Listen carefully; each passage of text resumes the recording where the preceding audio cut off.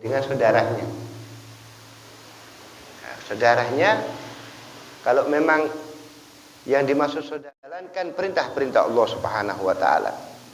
Kayak di sini di antaranya ada wali mereka yang sudah mendapatkan maunah dari Allah Subhanahu wa taala sehingga Allah memberikan kekuatan digiring sampai bismillahirrahmanirrahim.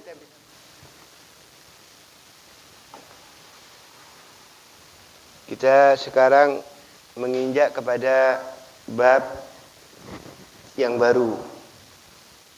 Ya. Kemarin sudah kita jelaskan tentang bagaimana Sayyid sahabat yaitu Abdullah bin Umar haris ala ittiba sunnati Nabi Muhammad sallallahu alaihi wasallam, yang mana baginda Nabi Muhammad sallallahu alaihi wasallam beliau setiap hari Sabtu itu berziarah ke Masjid Quba. Kusikannya Nabi Muhammad sallallahu alaihi wasallam setiap hari Sabtu beliau berziarah ke Masjid Quba. Masyian wa rakiban. Kadang-kadang jalan kaki, kadang-kadang naik kendaraan. Rakiban maksudnya kendaraan sak mungkin di sanes mobil atau sepeda motor, ya. Kalau zaman dulu yang dimaksud rakiban adalah naik onta, ya, atau naik kuda. Barang yang paling mewah itu di zaman Gusti Kanjeng Nabi Muhammad sallallahu alaihi wasallam yaitu onta sama kuda. Makanya Gusti Kanjeng Nabi setiap hari Sabtu beliau kadang-kadang berjalan kaki. Padahal antara Masjid Quba dengan Masjid Madinah itu kurang lebih milain. Ya, kurang lebih antara 2 kilo.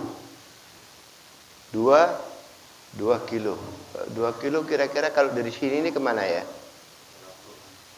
Bonakung apa Warung Dowo? Hah? Ya wis kurang lebih Pereret lah atau Warung Dowo. Itu Gusti Kanjeng Nabi Muhammad sallallahu alaihi wasallam jalan kaki.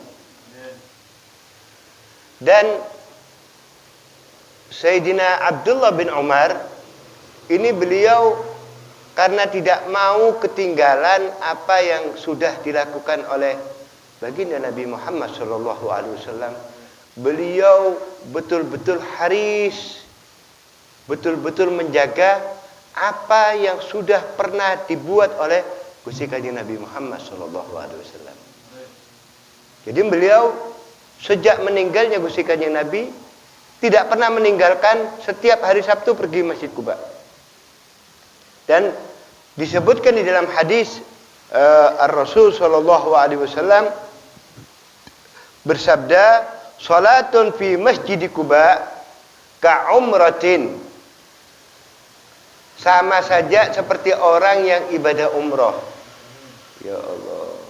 Jadi umpamanya sampean setiap hari Sabtu ke sana, maka panjenengan sama mendapatkan pahala ganjaran seperti orang yang mengerjakan umroh. Nah, kalau insya Allah kita ditakdirkan bisa umroh lagi, ya, nah, jangan sampai ditinggalkan Masjid Quba ini. Masjid Quba ini adalah masjid yang mana baginda Nabi Muhammad SAW tidak pernah meninggalkan setiap hari Sabtu. Dan Sayyidina Abdullah bin Abbas, beliau ini berkat doa daripada baginda Nabi Muhammad SAW. Rasulullah pernah dawuh kepada saudaranya Sayyidina Abdullah bin Umar, seandainya Abdullah bin Umar ini mau sholatul lail, sholat tahajud, lakan ahsan wa afdal, maka saya yakin Abdullah bin Umar adalah minas salihin. Tetapi kalimat ini tidak langsung diucapkan kepada siapa? Kepada Abdullah bin Umar. Diucapkan langsung dengan adiknya, dengan saudaranya. Nah, saudaranya, kalau memang yang dimaksud saudaranya adalah istri baginda Nabi Muhammad SAW, ya berarti siapa namanya? Yang dikawin oleh Gusti Kanjeng Nabi sinten? Sayyidah Hafsah. Ya, Sayyidah Hafsah. Jadi Gusti Kanjeng Nabi Muhammad SAW menyampaikan kepada Sayyidah Hafsah, seandainya adikmu Abdullah ini mau sholatul lail, maka dia akan menjadi orang yang mulia, dia akan menjadi orang yang diberikan hikmah, diberikan ilmu sama Allah Subhanahu wa taala. Nah, ini berkat doanya Rasulullah ini, akhirnya Sayyidina Abdullah sejak mendengarkan nasihat daripada Gusti Kanjeng Nabi sampai meninggal dunia tidak pernah meninggalkan salat tahajud. Tidak pernah meninggalkan salat tahajud karena beliau sudah dipesankan oleh baginda Nabi Muhammad SAW. Nah, ini hadis ini sudah kita baca pada minggu yang lalu. Nah, sekarang kita menginjak kepada hadis yang selanjutnya, yaitu babu fadlil hubbi fillah wal hath alaih, yaitu tentang bagaimana supaya kita tadi ini cinta kepada Allah Subhanahu wa taala dan kita mengajak supaya orang tadi cinta kepada Allah Subhanahu wa taala. Jadi tidak ada amalan-amalan yang lebih mulia untuk mengajak orang tadi itu ingat kepada Allah, untuk mengingatkan umat manusia supaya mengerjakan kewajiban-kewajibannya kepada Allah Subhanahu wa taala dan supaya mereka menjalankan salat. Makanya dikatakan di dalam ayat yang lain, wa man ahsanu qawlan mimman da'a ila Allah wa amila salihan wa qala innani minal muslimin. Tidak ada orang yang lebih mulia daripada orang yang mengajak kepada mengingat kepada Allah Subhanahu wa taala untuk menjalankan perintah-perintah Allah Subhanahu wa taala.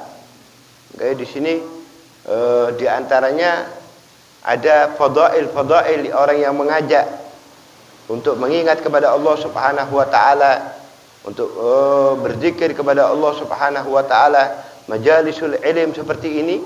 Ini adalah suatu kenikmatan yang diberikan oleh Allah Subhanahu wa taala kepada kita.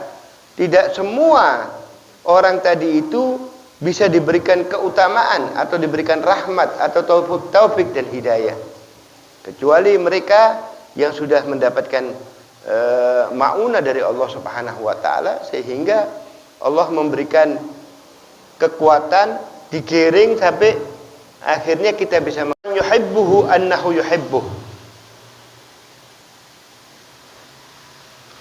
Dan juga memberitahu kepada orang bahwasanya kalau dia cinta kepada seseorang, maka ucapkan, saya ini cinta kepada kamu, saya cinta kepada kamu fillah, ana uhibbukum fillah, saya cinta kepada kamu karena Allah Subhanahu wa taala, bukan karena uang, bukan karena jabatan, bukan karena kamu itu tampan, bukan, tetapi saya cinta kepada kamu karena untuk mencari ridhonya Allah Subhanahu wa taala. Makanya dikatakan di dalam hadis yang mana Gusti Kanjeng Nabi Muhammad sallallahu alaihi wasallam dawuh kepada Sayyidina Abdullah bin Mas'ud, yang mana Gusti Kanjeng Nabi mengatakan, ya Abdullah, wallahi inni la uhibbuk. Ini kata-kata ini bukan kata-kata sembarangan. keluar dari lisannya Gusti Kanjeng Nabi Muhammad sallallahu alaihi wasallam, beliau menyatakan, sungguh demi Allah saya cinta kepada engkau. Inni la uhibbuk. Fala tatruk fi duburi kulli salah an taqul Allahumma inni ala dzikrika wa syukrika wa husni ibadatik.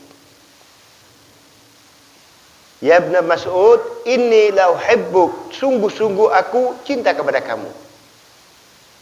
Wala tansa an taqra'a dubura kulli salah Allahumma inni ala dzikrika wa syukrika wa husni ibadatik. Saya cinta kepada kamu, tapi kamu jangan kamu tinggalkan. Setiap kamu habis salat, ya, hendaklah kamu membaca apa? Allahumma inni ala dzikrika. Ya Allah, berikan maunah ya Allah. Berikan pertolongan kepada aku supaya aku selalu mengingat kepada kamu. Ala dzikrika wa syukrika, dan mensyukuri atas nikmat yang kau berikan kepada aku. Wa husni ibadatik, dan juga ibadah yang baik. Jadi bukan syukur-syukuran. Kadang-kadang orang itu sholat, pokoknya yang penting sholat. Sujud, rukuk, dia tidak tahu apa yang dia baca. Nah disinilah sehingga sholat kita tadi itu bukan tanha anil fahsya'i wal munkar. Tidak ada asar sama sekali, tidak membekas ibadahnya. Karena apa? Dia hanya yang dibaca lisannya. Innallaha la yanduru ila suwarikum wala a'malikum, walakin yanduru ila qulubikum. Ketahuilah, sesungguhnya Allah Subhanahu wa taala itu melihat kepada siapa? Kepada hatimu. Bukan dengan banyaknya kamu beramal, tapi hatimu tadi itu bukan karena Allah Subhanahu wa taala.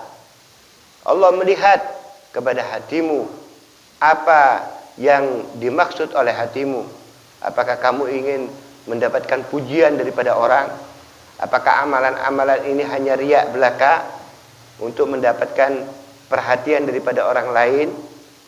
Kalau memang itu yang dikerjakan, maka dia tidak akan mendapatkan pahala sama sekali. Tapi kalau lillah wa fillah, dia betul-betul untuk Allah, untuk mencari ridhonya Allah Subhanahu wa taala, karena dia yakin bahwasanya Allah selalu melihat kepada hatinya. Innallaha yanduru ila qulubikum. Sesungguhnya Allah Subhanahu wa taala melihat kepada hati-hati kalian semuanya.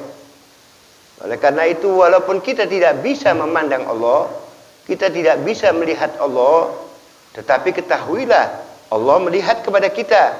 Allah melihat kepada hati kita. Termasuk amal-amal ihsan. Al-ihsan adalah, apa yang dimaksud ihsan? An ta'budallah ka'annaka tara. Fa illam takun tara fa innahu yara.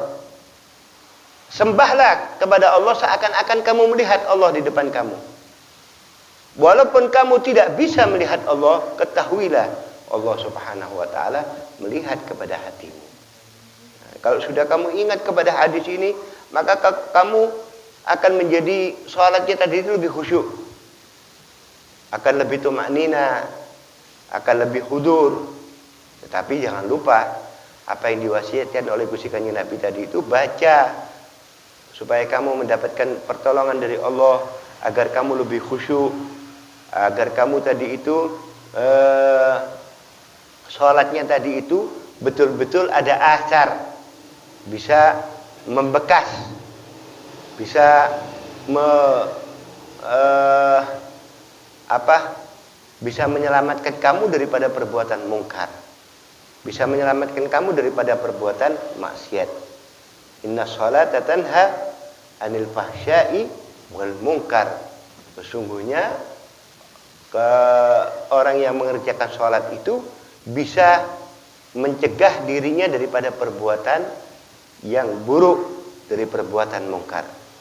Ini adalah firman Allah Subhanahu wa taala. Kalau betul-betul kita jalankan, kita laksanakan tadi perintahnya Allah dengan khusyuk, maka sudah otomatis kita akan mendapatkan taufik, akan mendapatkan hidayah, akan mendapatkan maunah dari Allah, sehingga kita dijauhkan daripada perbuatan maksiat.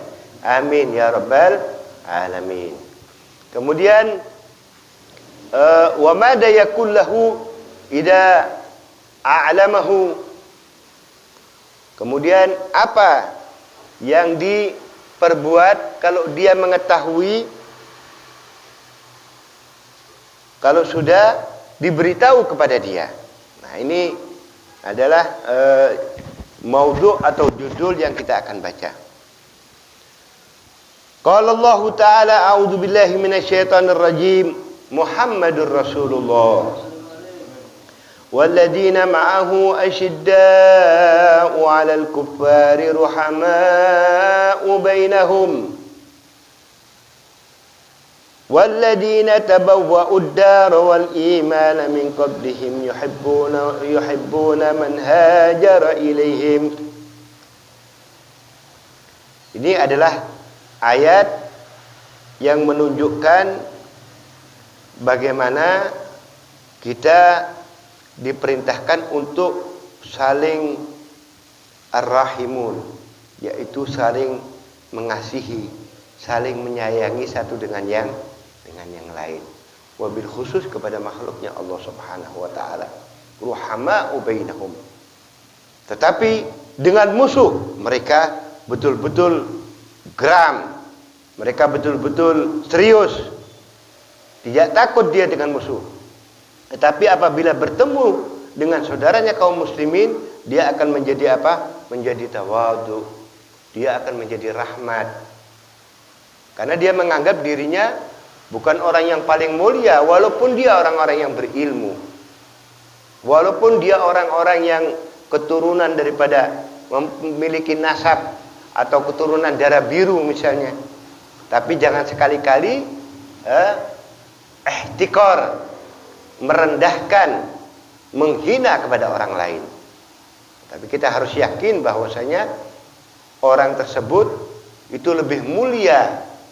Mungkin dia tidak memiliki dosa seperti dosa kita. Mungkin Allah Subhanahu wa taala menerima amal ibadahnya dia. Oleh karena itu, kita jangan sampai merendahkan kepada orang lain. Walladzina tabawwa'ud dara wal iman min qablihim yuhibbuna man hajar ilaihim. Dan orang-orang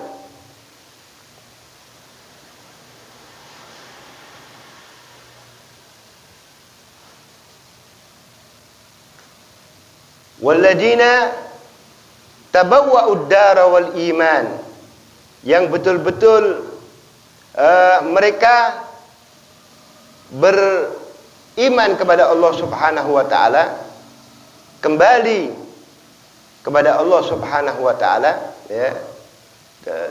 Tabu itu bermakna kembali kepada Allah Subhanahu wa taala. Tawadda'ud dara wal iman min qablihim yuhibbuna man hajar ilaihim. Mereka itu sangat mencintai apabila ada orang-orang yang hijrah kepada mereka. Nah, ini tafsir daripada Al-Quran bab halawatil iman. Kita bisa kembali kepada bab yang menjelaskan tentang manisnya keimanan seorang yang beriman kepada Allah Subhanahu wa taala. Wal adab wa muslim fil iman, bab bayanu khisali man ittasafa bihinna wujida halawatul iman. Barang siapa yang memiliki sifat-sifat yang disebutkan, maka dia akan merasakan halawatul iman. Apa itu? Wa an Anas radhiyallahu taala anhu anin Nabi sallallahu alaihi wa alihi wasallam qala salasun man kunna fihi wajada bihinna halawatul iman. 3 perkara ini barang siapa yang bisa melakukannya, dia akan mendapatkan kemanisan atau kelezatan daripada iman seseorang. Yang pertama apa? Yang pertama, ayyakunallah wa rasuluhu ahabba ilaihi mimma siwahuma. Jadikan Allah dan Rasulnya itu melebihi kecintaannya daripada segala-galanya. Allah dan Rasulnya apabila memerintahkan, kemudian kita ada urusan-urusan yang lain, maka urusan-urusan itu kita tinggalkan. Untuk apa? Untuk memenuhi panggilannya Allah Subhanahu wa taala. Sampai disebutkan di dalam di dalam ahkamul fikih, barang siapa orang yang masuk di dalam sholat, itu dia haram hukumnya untuk membatalkan sholat tersebut, kecuali kalau dia dipanggil oleh baginda Nabi Muhammad SAW, maka dia boleh membatalkan sholatnya. Karena yang memanggil siapa? Gusti Kanjeng Nabi Muhammad SAW. Makanya, jadi kalau kita sekarang, kita meyakini walaupun beliau meninggal, tetapi bal ahya, Gusti Kanjeng Nabi Muhammad SAW tahu dengan apa yang kita perbuat, dan semua ucapan-ucapan kita, salawat kita, salam kita kepada beliau itu disampaikan oleh para malaikat-malaikatnya Allah Subhanahu wa taala. Bukan hanya disampaikan saja namanya, tetapi disebutkan juga nama orang tuanya kepada baginda Nabi Muhammad sallallahu alaihi wasallam. Kemudian yang kedua, wa ayyuhibbal mar'a la yuhibbuhu illa lillah. Jadi kamu boleh berteman dengan seseorang, ya. Jadi kalau berteman, hendaklah cari teman yang baik, yang selalu saling mengingatkan untuk Allah Subhanahu wa taala. Nah, ini teman yang seperti ini jarang sekali. Kalau memang ada, dipertahankan. Jangan sampai kamu ditinggalkan teman-teman yang seperti ini, yang selalu mengingatkan, ayo sholat, ayo mengerjakan ibadah, ayo hadir majelis. Nah, ini orang seperti ini akhir-akhir zaman ini sudah repot nyarinya. Teman yang selalu saling mengingatkan karena Allah. Wa rajulani tahabba fillah. Dua manusia yang beriman, dia cinta karena Allah. Ijtama'a alaihi wa tafarraqa alaihi.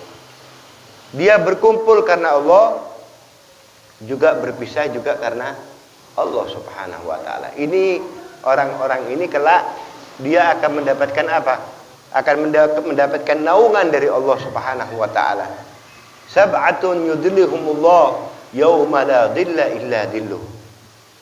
7 orang ini akan mendapatkan naungan dari Allah Subhanahu wa taala, yang mana manusia di padang mahsyar dalam keadaan panas, dalam keadaan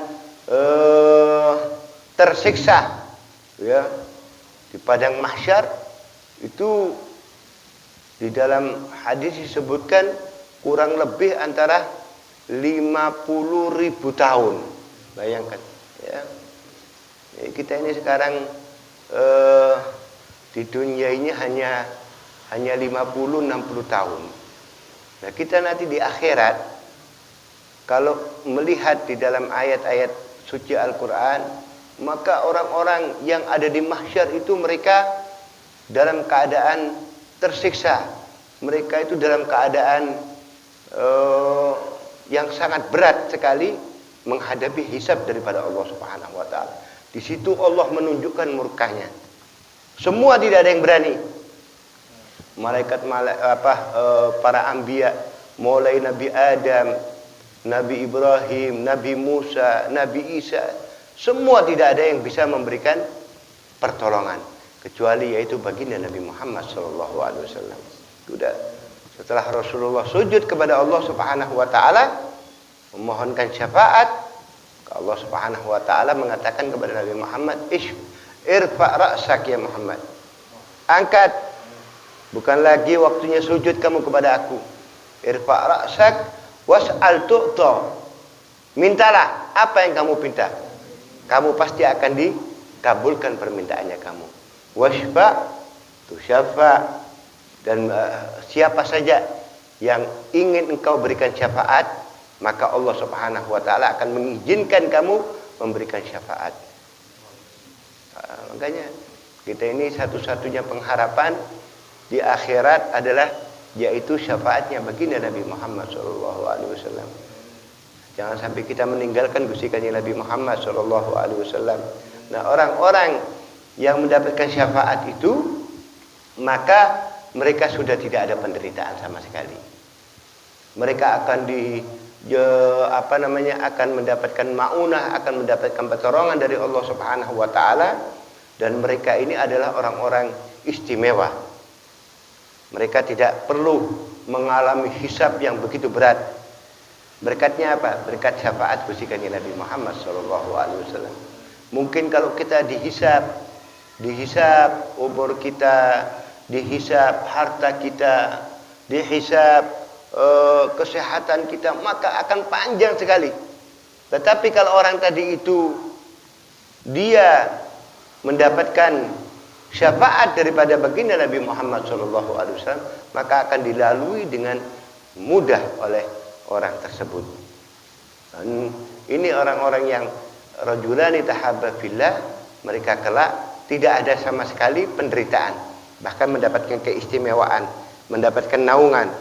Bayangkan matahari satu sejengkal di atas. Ini lautan itu bukan air, tetapi keringatnya manusia. Jadi melihat amal ibadahnya, kalau banyak dosanya ya mereka tenggelam. Tapi di sini juga ada orang-orang yang istimewa. Ya, waktu ada di mahsyar itu, siapa mereka? Al-muadzin, orang yang ahli adzan. Disebutkan di dalam hadis, al-muadzin atwalun nasi a'naqa. Orang yang suka adzan, istiqomah adzan, itu mereka kelak akan menjadi orang yang paling panjang lehernya. Jadi wong kelelep iki ndak, karena lehernya panjang. Subhanallah ya. Tetapi disebutkan juga di dalam tafsir daripada a'nakon, ada yang juga mengatakan i'nakon. I'nakon itu maksudnya cepat seperti kilat. Orang yang ahli adzan kelak hisabnya itu akan dipercepat sehingga dia masuk surga duluan. Masya Allah. Ini keutamaan bagi orang yang suka adzan ya. Masih ndak enak suaranya ya, monggo lah sekali-sekali adzan ya. Di masjid jadi jadi speaker, akhirnya wong-wong ndak ada sing hadir nggo. Karena suaramu ndak tambah tangi, tambah turu akhirnya. Ya, senep. Jadi orang sadar nek suarane pas-pasan ya ojo nyekel mic lah ya. Nah, ini untuk suara-suaranya yang bagus, tidak apa-apa adzan. Nah, tapi kalau di musola misalnya, kamu ada di rumah sama keluarga, kamu ada di rumah itu, jangan sampai kamu langsung sholat, adzan dulu.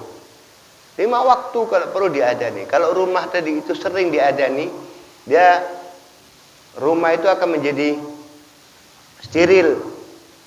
Ndak ono iku jenenge setan, iblis, jin itu akan lari. Dan keistimewaan lagi bagi orang-orang yang ngajak kebaikan, yaitu orang-orang muadzin, dia akan mendapatkan istighfar dari makhluk-makhluknya Allah, baik yang ratbun atau yabisun. Di dalam hadis disebutkan setiap benda-benda yang mendengar suara adzan tadi itu, sampai di mana suaranya? Misalnya setengah kilo. Ya setengah kilo sampean bayangkan, keliling itu semuanya memohonkan istighfar kepada muadzin. Bukan hanya yang hidup, yang bernyawa, tidak. Benda yang mati juga memohonkan istighfar kepada orang-orang yang ahli adzan ya. insyaallah kita mendapatkan istighfar daripada malaikat-malaikatnya Allah Subhanahu wa taala dan semua benda-benda yang ada di atas bumi. Wa an yakraha an ya'uda fil kufr, dan dia berikrar, berjanji di dalam hatinya tidak akan kembali kepada kekufuran, tidak akan kembali kepada tidak akan murtad. Kembali yang aslinya tadi itu kafir, kemudian dia masuk Islam, jangan sampai dia kembali lagi ke kafir. Ba'da an anqadahu Allah minhu, setelah dia sudah diselamatkan oleh Allah Subhanahu wa taala daripada kekafiran, kama yakrahu ayyukzafa finnar, sebagaimana dia tidak ingin jasadnya dilempar ke dalam api neraka. Naudzubillah min dzalik. Jadi jangan sampai orang tadi itu kembali kepada kekufuran, jangan sampai menyekutukan Allah Subhanahu wa taala. Kalau sudah dia mendapatkan hidayat, dia hendaklah selalu istiqomah menyembah kepada Allah Subhanahu wa taala, jangan sampai dia menyekutukan Allah Subhanahu wa taala. Nah, kusikannya Nabi Muhammad sallallahu alaihi wasallam ini adalah manusia yang menyelamatkan kita daripada jurang kenistaan, jurang kegelapan. Siapa yang menyelamatkan? Kusikannya Nabi Muhammad sallallahu alaihi wasallam. Kusikannya Nabi diutus oleh Allah Subhanahu wa taala, yang mana manusia-manusia ini di dalam kegelapan, di dalam kemusyrikan, tidak ada yang beriman kepada Allah Subhanahu wa taala, sehingga diutus baginda Nabi Muhammad sallallahu alaihi wasallam untuk menyelamatkan manusia daripada siksaan api neraka. Nah, kita berharap insyaallah semoga Allah Subhanahu wa taala memberikan kepada kita syafaat daripada Gusti Kanjeng Nabi Muhammad sallallahu alaihi wasallam. Amin ya rabbal alamin. Dan kita semua yang hadir di sini insyaallah kita mendapatkan halawatul iman. Kita akan mendapatkan manisnya daripada iman kepada Allah Subhanahu wa taala, manisnya iman kepada Gusti Kanjeng Nabi Muhammad sallallahu alaihi wasallam. Amin ya rabbal alamin. Wallahul muwaffiq ila aqwamit thariq. Assalamualaikum warahmatullahi wabarakatuh. Ya Rabbana a'tarabna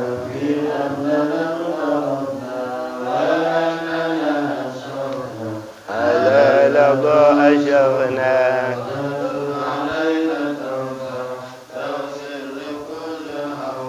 wasur lana al-awrati wa amin al-rawati waghfir li walidina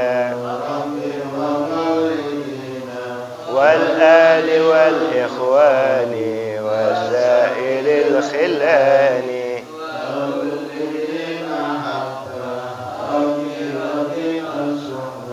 والمسلمين أجمعين آمين رب الأسماء وتوجد منا للكتاب منا بالمصطفى رسولي الله بكل صلى وسلم ربي وآله وصحبه إدادة الشزوبي والحمد لله بالبدر والتناهي والحمد لله في البدء والتناهي والحمد لله رب العالمين. Sebelum saya tutup ya, kita ingin memberi tambahan daripada ayat yang kita baca tadi itu, walladzina tabawwa'ud dar wal iman. Ya, yang dimaksud dengan tabawwa'u di sini mereka tetap bertempat tinggal di Madinah. Tabawwa'ud dar, ad-dar di sini maksudnya adalah kota Madinah, wal iman, dan mereka tetap beriman kepada Allah Subhanahu wa taala, wa tamakkanu fihima wa humul ansar. Yang dimaksud sini adalah mereka orang-orang Ansar. Orang-orang yang penduduk asli Madinah dikatakan apa? Ansar. Adapun orang yang hijrah dari Mekah ke Madinah dikatakan hajirin ya. Nah, ini mereka ini walladzina tabawwa'ud dar wal iman. Orang-orang yang menetap di Madinah dan mereka orang-orang yang beriman, min qablihim, sebelum mereka, yuhibbun, mereka cinta, man hajara ilaihim, apabila ada orang yang datang hijrah kepada mereka, maksudnya datang ke Madinah. Tapi memang itu sudah terbukti mereka apabila datang orang-orang yang hijrah dari Mekah, maka mereka yang punya harta-hartanya dibagikan kepada orang-orang yang hijrah. Bukan itu saja, istri-istri mereka kalau mau dikasihkan kepada orang-orang muhajir. Itulah keimanan yang mantap daripada kaum Ansar, sehingga mereka itu hormatnya kepada orang-orang yang manhajara ilaihim. Itu yang bisa kami sampaikan. Wallahu subhanahu wa ta'ala a'lam bissawab. Assalamualaikum warahmatullahi wabarakatuh.